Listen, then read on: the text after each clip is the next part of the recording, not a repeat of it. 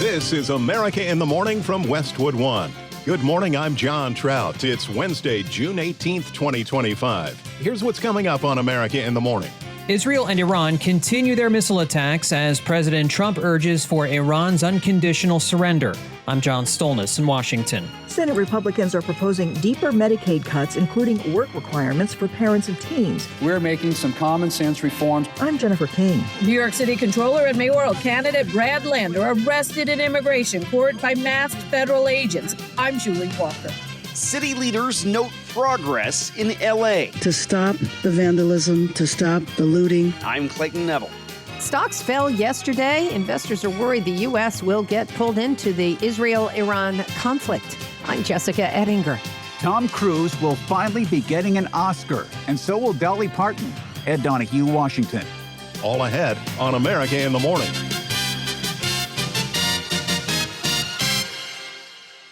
President Trump is calling for Iran's unconditional surrender in response to Israel's withering attack on the Iranian nuclear weapons program. From Washington, our John Stolnis is in with the latest.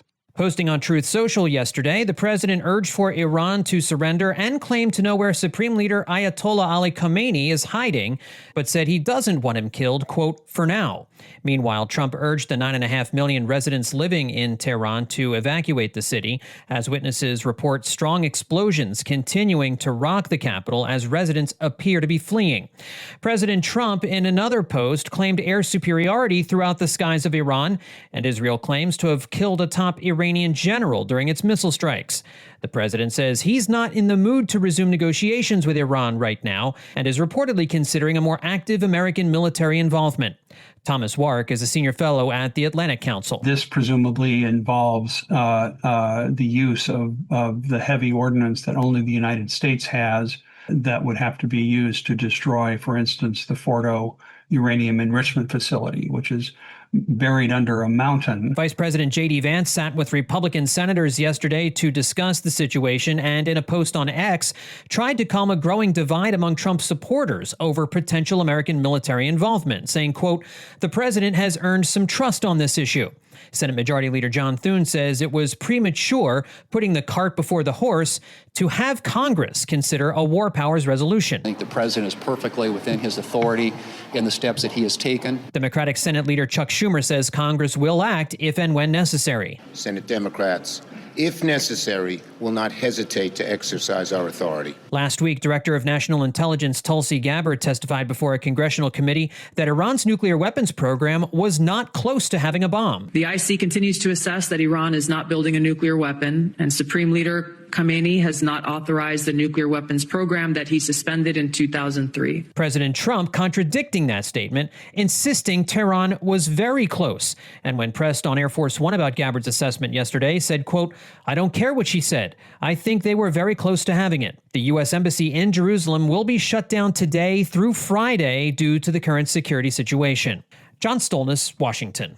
Senate Finance Committee Republicans have unveiled their draft version of the tax bill that'll be the centerpiece of President Trump's domestic policy agenda. But there are concerns, as correspondent Jennifer King reports, that cuts in Medicaid and a reversal on increasing the level of the SALT taxes could lose vital GOP votes. Republicans are united and committed to a safer and more prosperous America. And to do that, the first thing we need to do is prevent this $4 trillion tax increase. We're going to stop that from happening. It would be the largest tax increase in the history of our country, and it would hit every hard-working family's paycheck, bottom line, their purses in their pocketbook. Senate Republicans are proposing deeper Medicaid cuts, including work requirements for parents of teens, as they look for ways to offset tax breaks in their version of what President Trump calls the big, beautiful bill. We're making some common sense reforms to Medicaid to eliminate waste, fraud, and abuse, and protect the program for the people who need it the most. Senate Majority Leader John Thune says the cuts are much needed. And that starts with removing people who should not be on the rolls. That means illegal immigrants and other non-citizens, able-bodied adults who can work. For parents who will have to work to receive food aid, the Senate changed the proposed age of children from 7 in the House bill to 10 years old. It also boosts a tax break for seniors to $6,000. It keeps a $10,000 cap on deductions for state and local taxes, something some GOP lawmakers in high-tax states want to quadruple. More hospitals will close, especially rural hospitals. And I tell my colleagues, that's mainly in red states. Democratic Senate Leader Chuck Schumer says even a few reluctant Republicans could force big changes to the bill. Because the Senate package is even worse, I urge these Republicans to forcefully reject this proposal quickly. We know that if only 3 or 4 Republicans went to Leader Thune and said we can't vote for this bill with these Medicaid cuts, some of the cuts at least would be eliminated. GOP leaders are pushing to fast-track the bill. President Trump has asked for a vote by the 4th of July. I'm Jennifer King. The top stories of the day are sponsored by Sleep Number. Smarter sleep is life-changing. Save over $600 on a Sleep Number King P5 smart bed, the lowest price of the season, only at a Sleep Number store. Mayoral candidate arrested at immigration court. The full story when America in the Morning continues after these messages.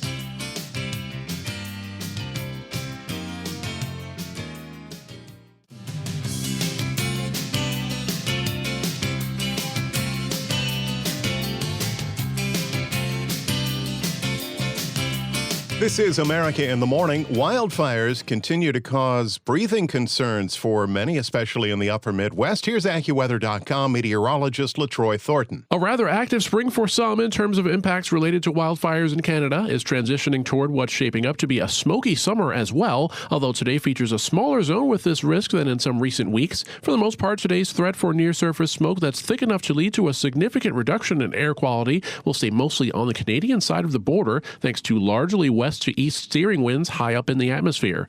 However, areas near the border from northeastern North Dakota and Minnesota toward the upper peninsula of Michigan may have the highest risk for especially smoky conditions. Otherwise, a lower concentration of smoke may be enough to create some colorful sunrises and sunsets today from northeastern Montana toward central Wisconsin, much of upstate New York, and perhaps even into New England. The one catch with that will be those areas where it stays rather cloudy and rainy through sunrise and or sunset, and there may be no shortage of that in those very same zones, with today bringing some active conditions. In the northeast, the combination of building warmth and a flow of rather substantial moisture should fuel some impressive downpours at times this afternoon and evening from southwestern Connecticut through the I-95 corridor into the D.C. area, with localized damaging wind gusts along with those flooding downpours and any severe storms. However, the day's most significant severe weather risk will cover the zone from the southern Great Lakes through the Ohio Valley, southeastern Iowa, Missouri, and northern Arkansas, and through most of Oklahoma east of the Panhandle, where storms may bring strong winds, hail, and some tornadoes. Most areas from the high plains westward should be dry today. In Phoenix, today's another hot and sunny day with a high of 113. For Atlanta, a mix of clouds and sun gives way to a stray afternoon thunderstorm, the high 88. That's the nation's weather. I'm AccuWeather.com meteorologist LaTroy Thornton.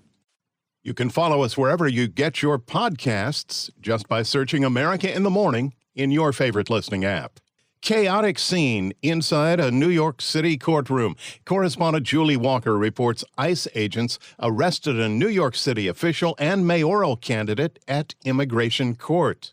New York City Controller and mayoral candidate Brad Lander arrested in immigration court by masked federal agents after locking arms with a man ICE was trying to take away. I'm not obstructing. I'm standing right here in the hallway. I asked to see the judicial warrant by asking for a judicial warrant. Lander's wife, Meg Barnett, was there and says they were swarmed by a number of federal agents. In all likelihood, he's going to be okay. And all of the other folks in that building are risking having their families torn apart. Lander basically dragged away and handcuffed. You don't have the authority to arrest U.S. citizens. ICE has been at immigration courts throughout the country arresting people after a government request to dismiss their case, making them eligible for expedited removal. This is not a way we do with rule of law. This is not the way people are treated in the United States. And so I feel really rattled and scared. Outside immigration court in New York, I'm Julie Walker. Over to the West Coast now, where the mayor of Los Angeles is lifting the city's curfew days after businesses were damaged and vandalized by anti-ICE demonstrators. Correspondent Clayton Neville has the update. Sunday was the first day without any arrest in LA since the anti-ICE riots began. The demonstrations brought 575 arrests total related to protest activity, and 12 officers were injured. It was last Tuesday that LA Mayor Karen Bass announced the curfew. To stop the vandalism, to stop the looting. The curfew covered downtown Los Angeles. Yesterday, the mayor noted a marked reduction in active violence and vandalism that happened during what she called the immediate escalation of the situation by the Trump administration. The president sent National Guard troops and Marines to Southern California to help with the riots. Now, according to Mayor Bass, the curfew, coupled with ongoing crime prevention efforts, have been successful in protecting stores and businesses from bad actors that she says don't care about the immigrant community. I'm Clayton Neville. In sports, the Florida Panthers beat the Edmonton Oilers in Game 6 to win back-to-back Stanley Cup titles. Coming up, Dow falls amid fears of war.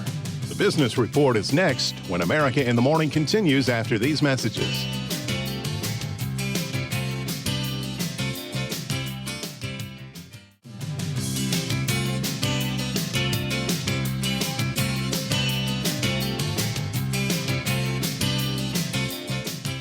You're with America in the Morning. The business report is brought to you by Fisher Investments. Fisher Investments has a team of specialists in investing, financial planning, estate planning, and more. Learn more at FisherInvestments.com. With the Wednesday report, here's CNBC's Jessica Ettinger. Wall Street opens this morning after a losing day for stocks yesterday. Markets took a leg lower on President Trump's post, which was seen as a threat to Iran amid its conflict with Israel.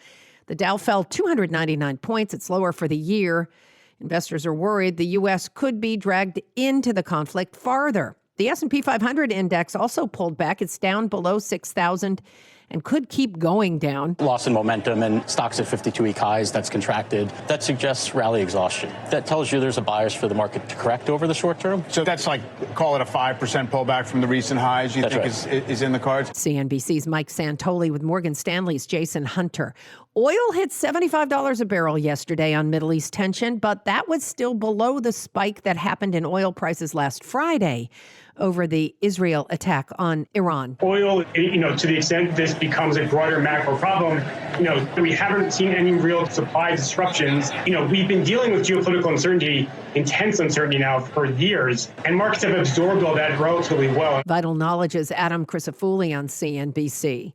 Consumers really pulled back their spending last month after many people front-loaded purchases back in March to get ahead of the Trump tariff price increases. Retail sales for the month of May coming in at minus 0.9%. This is much more aggressive to the downside than we were expecting. That's CNBC's Rick Santelli. Here's CNBC senior economics reporter Steve Leisman to explain what's going on. You had this real strong action by consumers pulling forward purchases ahead of essentially the tariffs. They were trying to beat the tariffs. The Amazon Prime Day sale in July this year, 4 days long. A 96-hour event starting at 3 a.m. Eastern on Tuesday, July 8th. Amazon will roll out themed deal drops that will change daily and they'll end when they run out of the item.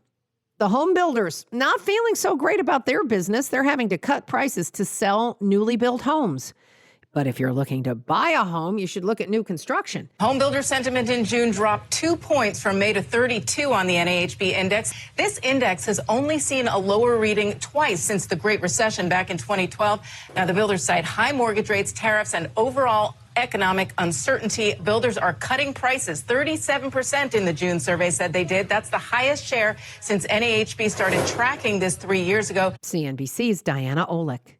On today's watch list, we find out how many people applied for unemployment benefits last week. We find out new housing starts and building permits numbers. Tomorrow, the markets will be closed for Juneteenth. Thank you for that reminder. CNBC's Jessica Ettinger.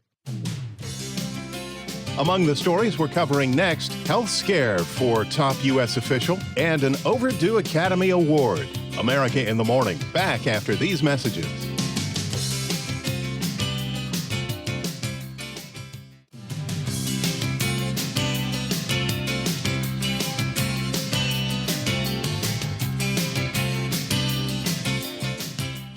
A health scare for the Homeland Security Secretary. Kristi Noem was rushed to a Washington, D.C. hospital after suffering what was described as an allergic reaction. A DHS spokesperson said Noem was hospitalized out of an abundance of caution. She is scheduled to be in New York later today to discuss the rollout of the READ ID program. Shifting gears, you'd think he'd had a handful of these, but for the first time, a longtime star of the silver screen who's been nominated several times will be receiving an overdue Academy Award. Correspondent Ed Donahue reports a legendary singer will get one too. Tom Cruise will finally be getting an Oscar, and so will Dolly Parton. The Motion Picture Academy says Cruise, choreographer Debbie Allen, and Do the Right Thing production designer Wynn Thomas will receive Governor's Awards for their extraordinary careers and their lasting impact. Cruise has been nominated 4 times for Oscars. Show me the money! He was nominated for Best Actor in Jerry Maguire and Born on the 4th of July. Dolly Parton will also be recognized with the Jean Hersholt Humanitarian Award. I'm going to get that gun of mine, and I'm going to change you from a rooster to a hen with one shot. The Academy is honoring Parton's humanitarian efforts through organizations like the Dollywood Foundation and the literary program Dolly Parton's Imagination Library. The awards will be handed out in November. I'm Ed Donahue. America in the Morning for Wednesday, June 18th, 2025 is produced by Jeff McKay. I'm John Trout. This is Westwood One.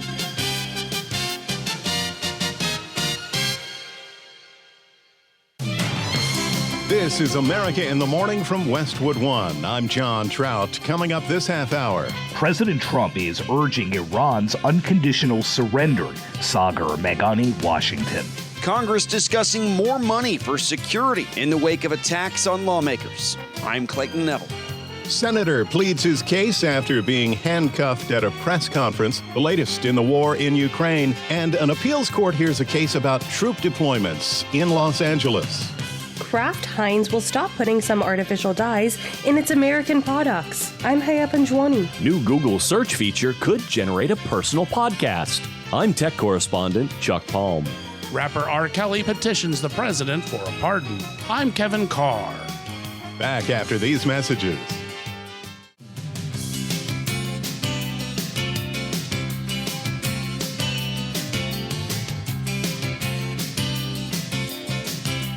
This is America in the Morning. Severe weather returns today on the heels of high winds yesterday. Here's AccuWeather.com meteorologist LaTroy Thornton. Today's severe weather threat is expected to feature a bit less in the way of destructive high-end wind gusts than what was observed on Tuesday, when early morning storms brought a wind gust of 101 miles per hour to Wichita's Eisenhower National Airport, just to be followed by additional storms through the evening that produced gusts of 45 to 55 miles per hour and at times some hail.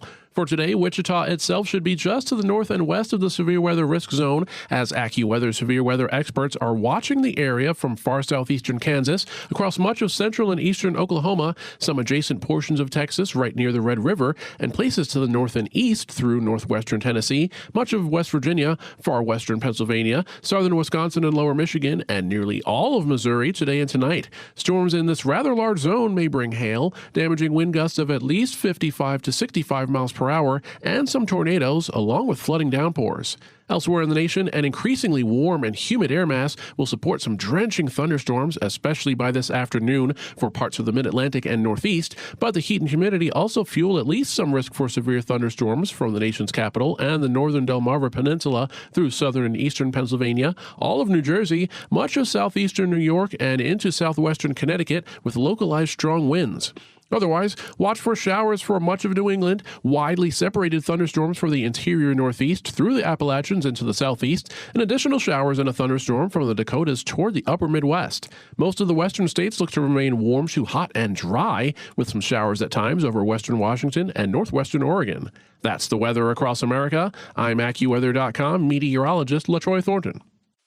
You can follow us wherever you get your podcasts. Simply search America in the Morning in your favorite listening app. Donald Trump continues to warn Iran that citizens of the capital city of Tehran should evacuate. This as the president has warned that it knows exactly where the Iranian supreme leader is located and is demanding the Ayatollah unconditionally surrender in its conflict with Israel and end their nuclear ambitions. Meantime, Israel continues to pound targets from the air, and Iran sends ballistic missiles toward Israel, but less than they have in the past 24 hours. Washington correspondent Sagar Meghani reports that the Trump administration continues to bolster the U.S. military strength in the region, with a second aircraft carrier steaming toward the Middle East. And now, with Israel's expansion of its offensive to include Iran, there is no telling where the boundaries of this battleground will end. And that, my friends, is a threat to people everywhere. President Trump is urging Iran's unconditional surrender during its conflict with Israel. In a series of social media posts before meeting with his national security team, the president wrote the U.S. knows where Iran's supreme leader is hiding, but does not want him killed for now. In another post, he touted complete control of the sky over Tehran. He'd earlier urged residents to flee the Iranian capital. The president's increasingly muscular comments came hours after he suggested a deal over Iran's nuclear program was still achievable. I want people to be safe, and that's always possible. A thing like that could happen. I just want people to be safe. Why the shift? The State Department's Tammy Bruce says things change. But I'm not going to speculate on, in a larger sense, what that would mean. The president appears to be building a public case for a more direct American role in the conflict, which would carry a big political risk after he campaigned on ending U.S. involvement in endless wars. Sagar Meghani, Washington. A California senator who made headlines after he interrupted a press briefing being given by Homeland Security Secretary Kristi Noem and was forcibly removed and handcuffed by security officials appeared on Capitol Hill, giving his first comments in the Senate since last week's incident. Correspondent Lisa Dwyer reports. I do think that it merits immediate attention by their colleagues over there, and that they need. I think that behavior at a minimum is it rises to the level of a censure. I think there needs to be a message sent by the body as a whole that that is not what we are going to do. That's not how we're going to act. We're not going to have branches fighting physically and having senators charging cabinet secretaries. We got to do better, and I hope that we will. Colleagues, let that fundamentally un-American mission statement sink in. In an emotional address to his colleagues in the U.S. Senate, Senator Alex Padilla, a California Democrat, recounted the humiliation he felt when he was forcibly removed from Homeland Security Secretary Kristi Noem's press conference in Los Angeles last week. I was forced to the ground, first on my knees, and then flat on my chest. Secretary Noem's office says Padilla was acting inappropriately. Padilla says he had to react to Noem's statement that they were liberating Los Angeles. What will a city already on edge from being militarized think when they see their United States senator being handcuffed just for trying to ask a question? Padilla says what happened should be a wake-up call. If what you saw happen can happen when the cameras are on, imagine not only what can happen, but what is happening in so many places where there are no cameras. I'm Lisa Dwyer. Members of Congress were briefed about security efforts to keep elected officials safe following the weekend killing of Minnesota Democrat state lawmaker Melissa Hortman and her husband. Correspondent Clayton Neville reports that both parties agree more will need to be done. The suspect in the case is behind bars and also charged in the attack against a Minnesota state senator the same day of the attack on State Rep Melissa Hortman and her husband. The alleged killer found with a hit list that had other lawmakers and officials on it. That list has sent ripples across Minnesota, D.C., and really nationwide. My highest priority right now is working with the Senate leadership on both sides, the Senate Sergeant at Arms and Capitol Police, to ensure everyone's safety. Senator Chuck Schumer asked Capitol Police and the Sergeant at Arms to boost protections for lawmakers. Knowing that the Sergeant at Arms, her entire operation, the Capitol Police are there to help us right now is comforting. The Senate Minority Leader has had high praise for law enforcement. The Sergeant at Arms and Capitol Police are doing an outstanding job and have bent over backwards under very difficult circumstances to keep everyone safe. Senators used a closed-door briefing with law enforcement yesterday to push for more money for security. It was a bipartisan meeting with Republicans and Democrats on hand. Lawmakers in that meeting suggested afterward that Congress will need to increase Capitol Police funding, but said a specific amount hasn't been talked about yet. Right now, we need to give law enforcement more resources to prevent these horrific attacks, not less. A program in charge of doing these things shouldn't have fewer than 10 people and be led by a 22-year-old with no experience. Capitol Police have already requested close to $1 billion for next fiscal year, which is already a 25% jump from this year. I'm Clayton Neville. Well, coming up next on America in the Morning on the Health Watch, removing food dyes. In the Tech Report, back talk from AI. And in sports, hoisting the Stanley Cup. Those items and more after these messages.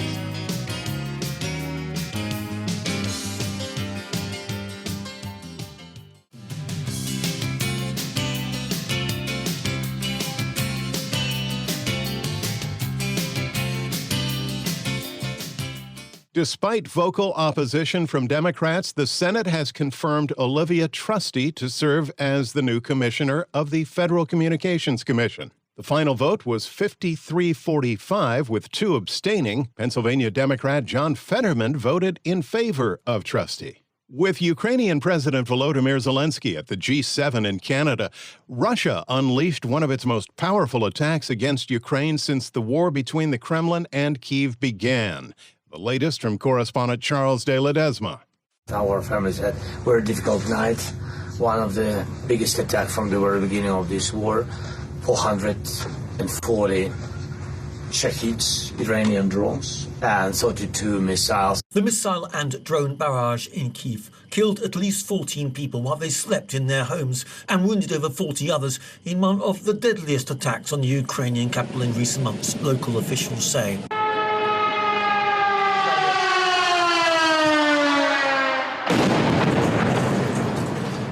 Kyiv City Military Administration head Timur Tukashenko said over a dozen people died in one attack, which hollowed out a 9-story residential building and destroyed dozens of apartments. Lebedeva Vladislava, a student, tells the AP, Russians have hit Kyiv. I'm living close to where this strike happened. It was very loud, very scary. And Kyiv's mayor, Vitaly Klitschko, at the scene, says another attack by Russian barbarians. We're witnessing significant destruction in this district. We hope that no casualties will be found under the rubble, but this cannot be guaranteed. Russian drones also hit the southern port city of Odessa, wounding around 13 people, including 1 child. I'm Charles de Ledesma. President Trump says he'll extend a deadline for the owner of TikTok to find a U.S. buyer so it can continue to operate in the United States. A law enacted last year requires the app's Beijing-based parent company ByteDance to sell the app to a non-Chinese buyer or face a block in America. The order will give ByteDance 3 more months to comply with the law.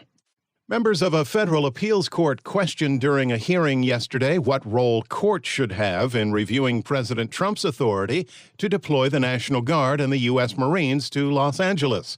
Correspondent Marcela Sanchez reports.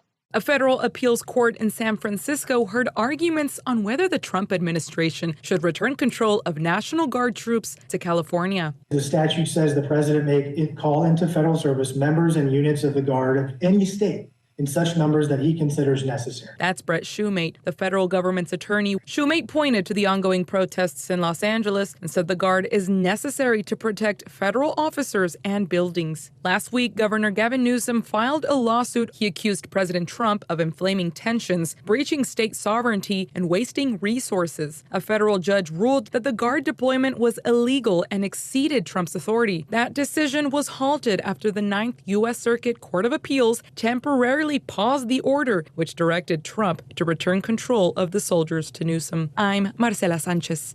Changes are soon coming to Jell-O and some popular drinks. Correspondent Haya Panjwani reports the parent company of Kool-Aid is planning to remove certain artificial food dyes.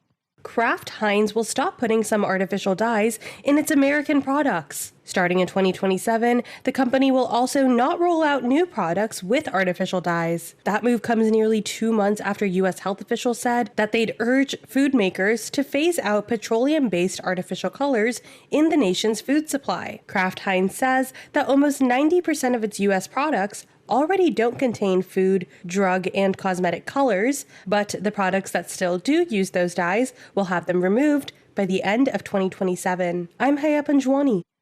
In today's tech report, robots have only recently taken over, but there's already backtalk. Google's working on a feature that could talk back to you with an AI voice. Here's Chuck Palm with details. You may have noticed Google Search has added a new feature called AI Overview. Soon, you'll be able to opt in for an audio overview that generates an audio summary of your search results and narrates it back to you, kind of like a podcast. The feature is currently only available in Google Search Labs, and you have to opt in for that by selecting the audio overview box and the option for People Also Ask. These nifty personalization settings are a little bit disturbing at first, but admittedly, it's kind of nice to have somebody give you such personalized search results.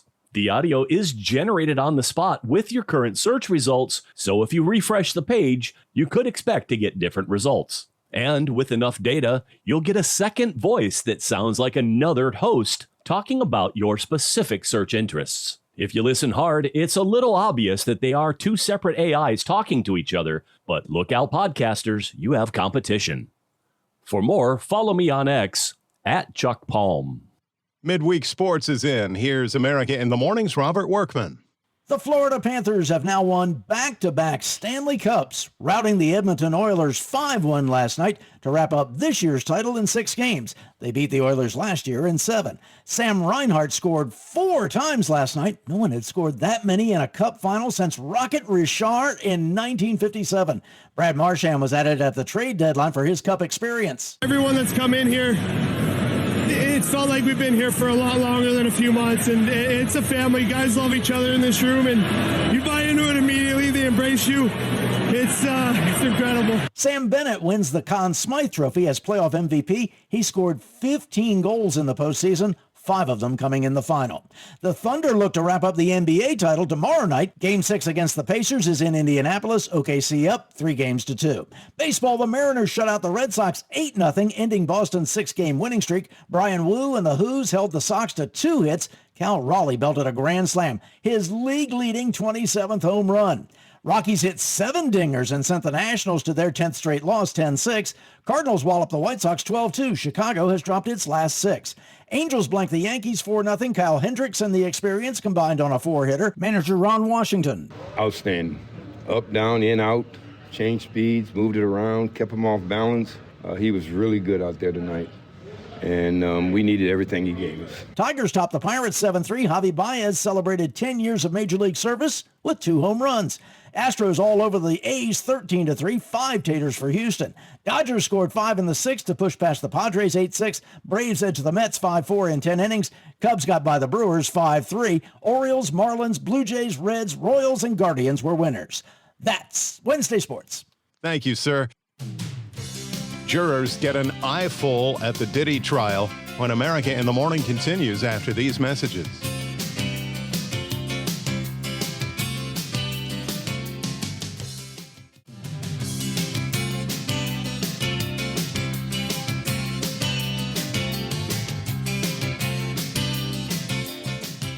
It started out with a warning from the judge and morphed into the jury watching videos of the so-called freak-offs in the trial of Sean Diddy Combs.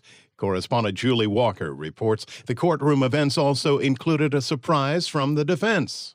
After weeks of testimony from Sean Diddy Combs' ex-girlfriends about sex marathons, jurors at his trial got to see videos of them, which are at the heart of the case. Brief clips of 3 videos were available for viewing only by jurors, the judge, and lawyers because of their explicit nature. Combs listened through headphones as the videos were shown. Defense lawyers have said they proved the music mogul was engaging in consensual sex rather than committing crimes. He's pleaded not guilty, after 6 weeks of witnesses and evidence. Prosecutors said they plan to rest their case on Wednesday. Sean Diddy Combs probably won't testify in his own defense, with his lawyers telling the judge their case could be less than 2 days, but not more than 5. This comes as prosecutors say they expect to finish Friday. Tuesday, jurors were shown about 18 more minutes of sex tapes the prosecution got from Combs' ex-girlfriend, Cassie Ventura, who had testified about what she said were drug-fueled X-rated events. At court in Manhattan, I'm Julie Walker. Problems in prison for this disgraced music superstar. Kevin Carr reports that recently hospitalized R. Kelly is now hoping for help from the White House. Disgraced music star R. Kelly was taken to the hospital last week, allegedly from an overdose of anxiety and sleep medication administered by prison officials, his lawyers said. Kelly was in the hospital for 2 days, then released back to the prison. Attorney Bo Brindley says his client is being targeted by the prison staff. Another inmate, who is a white supremacist, claims to have been solicited for a hit job, Brindley told News Nation last week. These are not R. Kelly's allegations. These are the allegations being made by Michael Glenn Stein, who's the person who says that he was solicited to kill Robert and sent to Butner to do it. Kelly is currently serving a 30-year sentence for racketeering, sex trafficking, and child sex crimes. His lawyers have requested a temporary furlough for his own safety.